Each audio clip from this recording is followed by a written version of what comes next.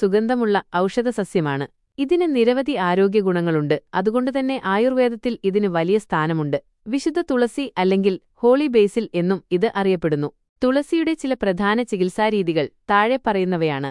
ശ്വാസകോശ സംബന്ധമായ പ്രശ്നങ്ങൾക്ക്, ജലദോഷം, ചുമ, ബ്രോങ്കൈറ്റിസ്, ആസ്ത്മ തുടങ്ങിയ രോഗങ്ങൾക്ക് തുളസി വളരെ ഫലപ്രദമാണ്. തുളസിയിലേട്ട് തിളപ്പിച്ച വെള്ളം കുടിക്കുന്നത് കഫം ഇല്ലാതാക്കാനും ശ്വാസകോശത്തിന് ആശ്വാസം നൽകാനും സഹായിക്കും. തുളസിയിലയും ഇഞ്ചിയും തേനും ചേർത്ത് കഴിക്കുന്നതും നല്ലതാണ്. പ്രതിരോധശേഷി വർദ്ധിപ്പിക്കാൻ തുളസിയിലയിൽ ധാരാളം ആന്റിഓക്സിഡന്റുകൾ അടങ്ങിയിട്ടുണ്ട്. ഇത് ശരീരത്തിന്റെ രോഗപ്രതിരോധശേഷി വർദ്ധിപ്പിക്കുകയും അണുബാധകളിൽ നിന്ന് സംരക്ഷിക്കുകയും ചെയ്യുന്നു. ദിവസവും രാവിലെ വെറും വയറ്റിൽ 2 മുതൽ 3 വരെ തുളസിയില ചവച്ചരച്ച് കഴിക്കുന്നത് നല്ലതാണ്.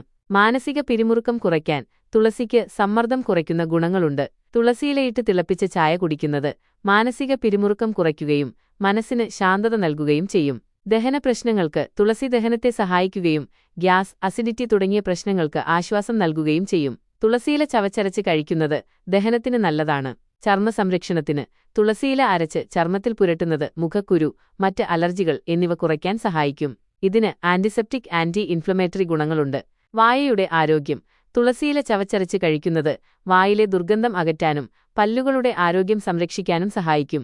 പ്രമേഹ നിയന്ത്രണത്തിന് ചില പഠനങ്ങൾ സൂചിപ്പിക്കുന്നത് തുളസി രക്തത്തിലെ പഞ്ചസാരയുടെ അളവ് നിയന്ത്രിക്കാൻ സഹായിക്കുമെന്നാണ്. വേദന കുറയ്ക്കാൻ തുളസിക്ക് വേദന സംഹാരി ഗുണങ്ങളുണ്ട്.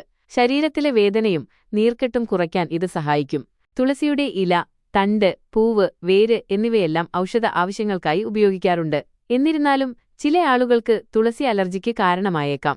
ഗർഭിണികളും മുലയൂട്ടുന്ന അമ്മമാരും ഏതെങ്കിലും പ്രത്യേക ആരോഗ്യ പ്രശ്നങ്ങളുള്ളവരും തുളസി ഉപയോഗിക്കുന്നതിനു മുമ്പ് ഡോക്ടറുടെ ഉപദേശം തേടുന്നത് സുരക്ഷിതമാണ്.